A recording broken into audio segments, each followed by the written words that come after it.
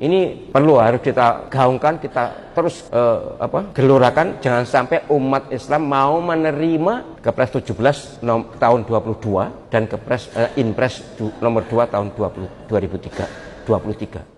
Saya sama dengan para kiai sangat tidak setuju, sangat menentang. Sangat. Walaupun ini keputusan presiden, oke lah, terserah presiden. Tapi kami para ulama sepakat kompak bahwa ini adalah kesalahan fatal. Bukan hanya ulama Jawa Timur, seluruh Indonesia kok. Saya sudah komunikasi dengan para ulama, apalagi para jenderal. Sama. Kalau PKI dikatakan korban, maka pelakunya siapa?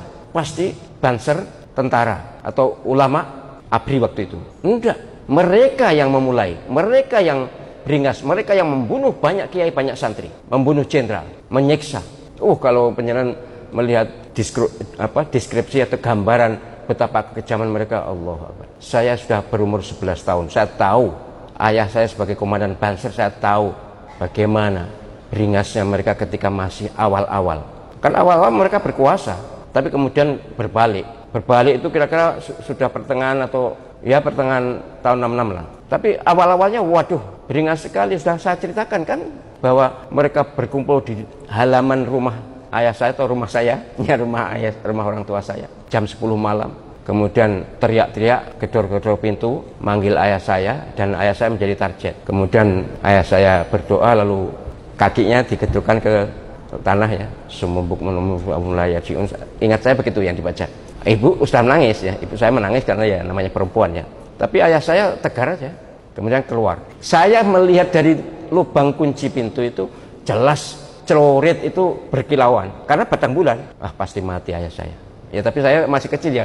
Ya sudah ya, saya alhamdulillah tidak nangis ya. Tapi hampir pastilah ayah saya kena target. Tapi begitu ayah saya keluar, mereka buyar, takut. Itu sama persis dengan apa yang saya alami di depan rumah ini ketika Petrus dulu. Mereka kita 20 orang. Wah, teriak-teriak, ketika saya keluar mereka juga tak lari. Persis itu ceritanya. Tapi maksud saya bukan itu. Maksud saya bahwa pelaku utama yang memulai adalah PKI. Dan Kepres ini salah. Dia presiden adalah manusia, tetap salah. Ini sudah kami lakukan protes dan kita sampaikan ke MPR. Moga-moga nanti mendapatkan respon. Apapun sejarah tidak bisa diputar balik bahwa PKI adalah penyebab 48 maupun 65 pelaku. Jika mereka sekarang lalu diakui sebagai korban, ini memang mendapatkan kompensasi miliaran itu, bahkan triliunan kompensasi untuk sekolah gratis dan sebagainya keturunan PKI. Ya sudahlah, memang ini yang terjadi. Jadi Kepres 17 dan Inpres nomor 2 ini tahun 22 dan tahun 23 itu intinya memfasilitasi anak keturunan PKI untuk mendapatkan kompensasi dan diakui sebagai korban.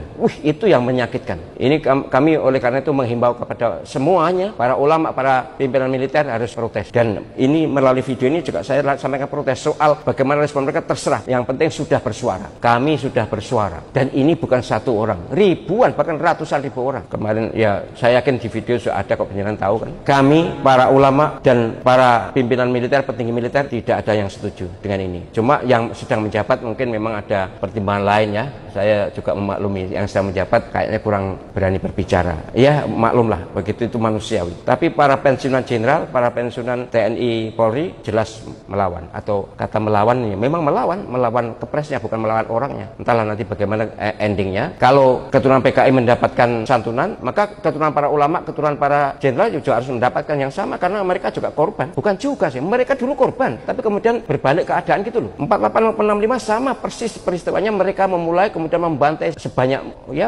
banyak kiai, banyak santri, banyak bahkan maaf ya, bupati mana itu yang digergaji perutnya dalam keadaan hidup itu. Dalam keadaan hidup digergaji perutnya. Bukan dibunuh, enggak, digergaji. Dia kan menyiksa itu. Pokoknya kalau mereka membunuh itu dengan secara kejam. Kalau Ansor kan tidak, Banser dulu kan tidak, yang nyembelih lah, tapi tidak dengan menyiksa. Ini perlu harus kita gaungkan, kita terus gelorakan, jangan sampai umat Islam mau menerima Kepres 17 tahun 22 dan Inpres nomor 2 tahun 2023. Harus kita lawan, harus kita tentang, harus kita gelorakan, kita suarakan perlawanan penentangan kita.